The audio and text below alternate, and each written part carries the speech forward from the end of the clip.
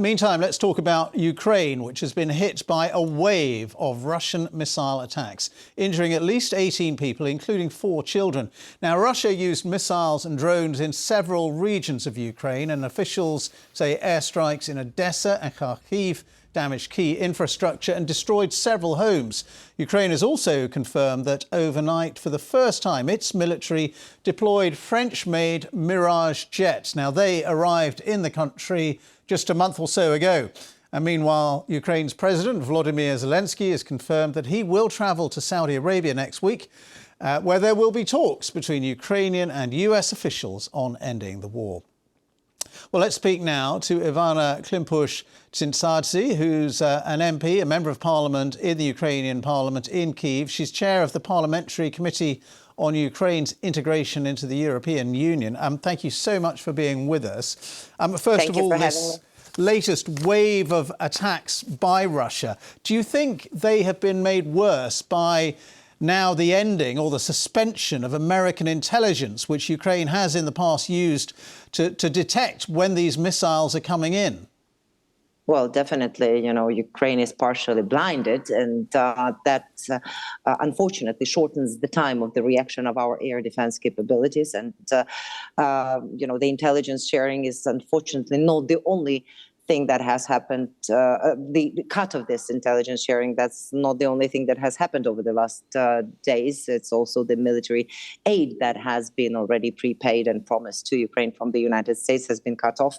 And that includes also partially the shells for the rockets for the air defense. And that means that in the nearest time, we will be much more vulnerable with our residential buildings, with infrastructure, with all the attacks that Russia is waging every single night. I live in Kyiv, and the last probably 3.5 weeks, there has not been a day or a night without massive drone or combined drone and rocket attacks. So Russia does not show any willingness and even a sign or shadow of a willingness to get into stopping this war. It's really in Russians' hands. And I suppose more Ukrainian civilians will die and will be injured because of that withdrawal of American intelligence, because, as you say, it shortens the time, the advance notice that the Ukrainians have when these missiles and drones are coming in. And often these are infrastructure attacks. They are on civilian areas. They are. And, I really think that pausing the military aid and pausing the intelligence sharing does not have anything to do with protection of civilian lives of Ukrainians across the country. So if we are talking about civilian, stopping of the bloodshed, that has little to do with the stopping. Now, as I mentioned, there are going to be these talks between Ukrainian and American officials in Saudi Arabia. What's your reading of that? Do you think that is the first stage of this peace process that President Trump wants to see ending the war?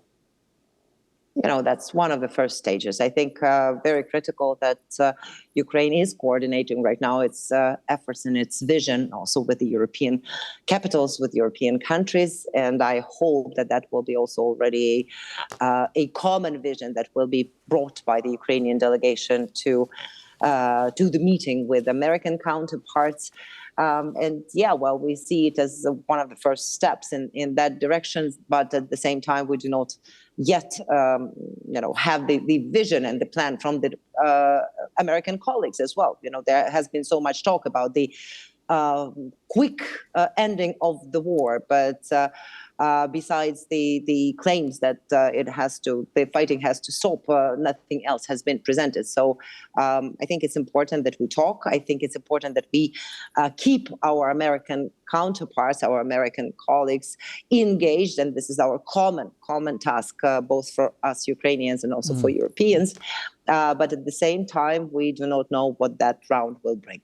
Because it's a week or so now, isn't it, since that sort of meltdown in the Oval Office of the White House between Mr. Trump and Mr. Vance and President Zelensky. Do you think relations in the days since then have been repaired a little bit between Ukraine and the United States?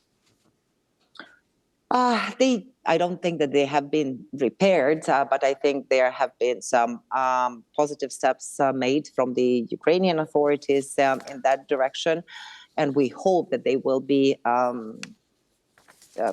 followed by at least the first step of restoring the pause with the provision of the military aid and intelligence sharing back on track to Ukraine.